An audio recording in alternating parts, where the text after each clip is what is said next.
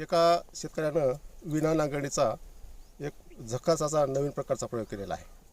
या माणसानं या ऊस निघून गेल्यानंतर त्याच्या खोडक्या न काढता मध्येच त्यांनी कापूस पीक घेतलं आणि कापूस हे जे पीक आहे ते अत्यंत चांगलं आहे आलेलं आहे.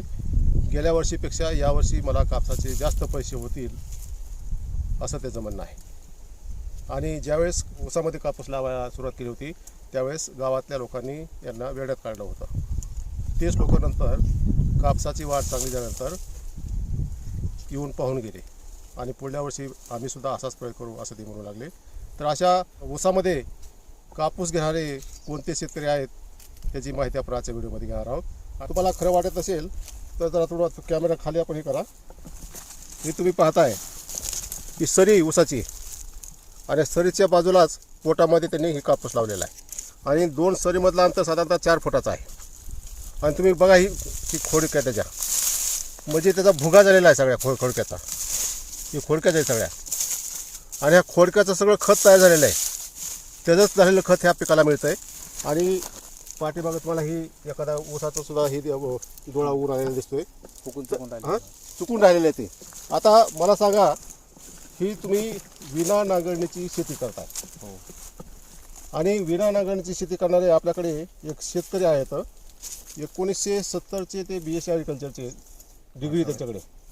ते म्हणजे कोल्हापूरचे प्रताप चिपळूणकर. प्रताप चिपळूणकर हे गेल्या 20 ते 25 वर्षापासून विना नांगरणीची शेती करतायत. बरोबर. त्यांचे मी 11 व्हिडिओ माझ्या यूट्यूब चॅनलवर टाकलेले आहेत. ती विना नांगरणीची शेती कशी करायची आणि तुम्ही भेटले त्यांना. बरं. आणि विना नांगरणीच्या बाबतीत अनेक पुस्तकं लिहिलेली आहेत आणि ते गेल्या 20-25 वर्षापासून विना नांगरणीच्या ह्याच्यामध्ये ऊस आणि भाताचं पीक घेतात.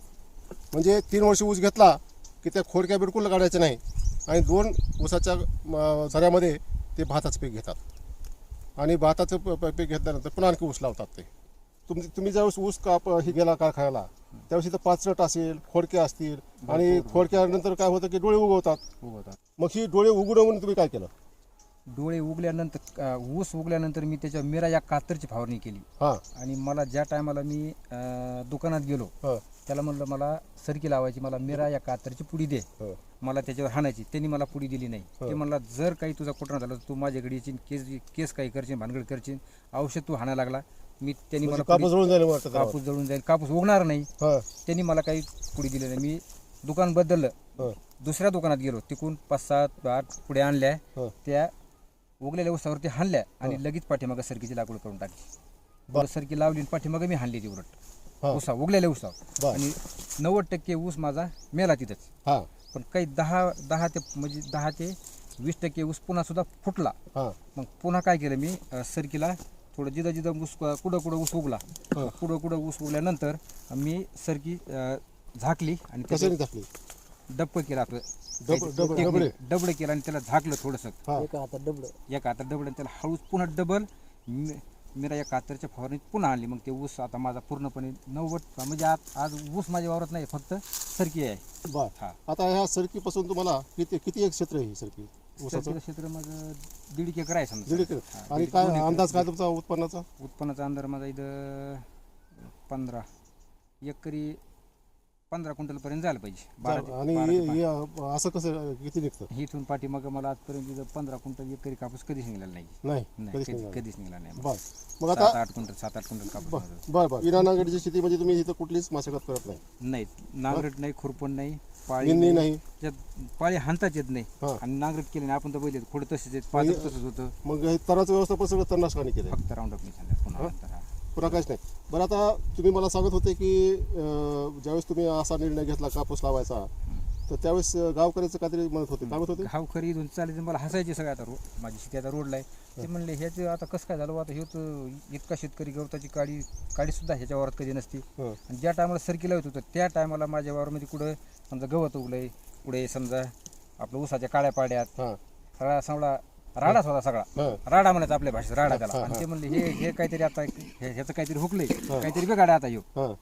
पण नंतर जसं सरकी उगली मग सरकी आमची लागवड सगळी जवळ म्हणजे 5-6 दिवसाच्या फरकात झालेली सगळ्या गावचीच. हा. म्हणजे लवकर पाऊस पडला. हा हा 8-10 जूनला काहीतरी समजा लागवड झालेली बर 7 ते 10. पण ज्या टायमाला सरकी माझी त्यांच्यापेक्षा फास्ट निघली हा. मग त्या टायमाला ते म्हणले अरे बा हे काहीतरी चमत्कार दिसतो. हा. काय केलं म्हणलं तुम्हीच बघितले काय केलं तर हा काहीच नाही केलं. फक्त सरकीची बी टोकन केली म्हणलं मी. हा आणि ते नांगरीत येत कुणी पाळ्या घालते कुणाच्या 4-4 पाळ्या झाल्यात हा 5-5 पाळ्या झाल्यात तरी मी माझ्यापेक्षा सरकी त्यांची बारकाली. ते म्हणले काहीतरी जादू केली तो सांग मला काय केलं.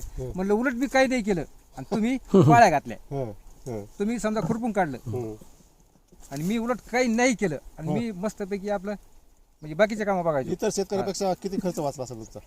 खर्च माझा जवळजवळ 13-14-15 हजार पर्यंत बी वाटला असं ना. नांगरट नाही ना त्याला 4-4-5-5 पाळ्या होत्या माहिती हा. आहे. खुरपून येत्या 2 हेवी माहिती आहे. हा आणि माझ्याकडे ह्या वर्षी तुम्हाला सांगतो अनुभव असा झाला की ज्या माझ्याकडे आता माझ्याकडे क्षेत्र भरपूर आहे. हा SRT मध्ये येण्याचं कारण माझं मेन ते हा माझं म्हणजे 20 एकर मला समजा हे क्षेत्र आहे आणि 20 एकर क्षेत्र असल्यामुळं मला काहीतरी युट्यूबला सापडत ज्याला गरज आहे का त्याला काहीतरी सापडत असतं. फक्त गरज आपल्याला लागते. हा हा गरज असतं ना तर तुम्हाला ते सापडत असतं. तुम्हाला गरज नसते तुम्हाला हम्म. ती गोष्ट सापडू शकत नाही. मग मला हे सापडली की मला हे करून तर बघू काय नवीन होईल. मला आपलं 1-2 एकर वावर आपलं पडलं म्हणून सोडून देऊ ना. हा तर करून बघितलं तर मग ज्या वेळेस मी बाया माझ्या हमेशाच्या असतात का समजा त्यांनी मला फोन केला म्हणजे तुम्ही आम्हाला ह्या वर्षी खुरपायला बोलिलं नाही.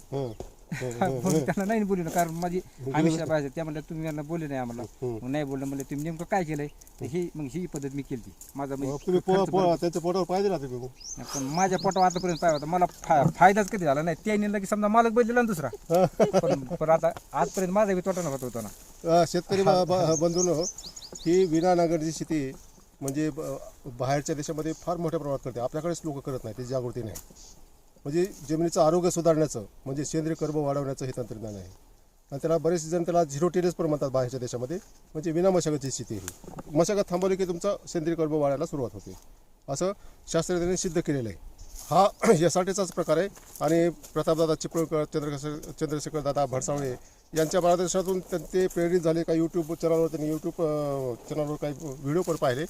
आता मला एक साधा प्रश्न असा आहे की आपण ऊस काढल्यानंतर जेव्हा मोडतो ऊस त्यावेळेस आपण नांगरट करतो पाळ्या मारतो आणि त्या खोडक्या वेचून घेऊन त्याचा एक ढीग लावतो. पुरी लावायचे ती लोक तर एक खळभर रान व्यापायचं 1 एकरमध्ये खळभर तेवढं सेंद्रिय कर्ब आपल्या जमिनीतलं आपलं सोनं जे आहे आपण ते बाहेर टाकत होतो. आणि ते जर जागेवर जर कुजवलं तर मला सांगा त्या खोडक्याचं किती खत तयार होत असेल. आणि जे खत जागेवर कुजतं ते उत्तम प्रकारचं खत असतं. आणि सेंद्रिय कर्ब वाढला की तुमची जमिनी भुसभुशीत होते. पाणी धरून ठेवण्याची क्षमता वाढते. त्याचबरोबर जास्त पाऊस झाला तर पाण्याचा निचरा पण होतो आणि दिलेली रासायनिक खतं लागू होतात. अशी ही म्हणजे जादू प्रकारचं काम हे सेंद्रिय कर्ब तयार करतात.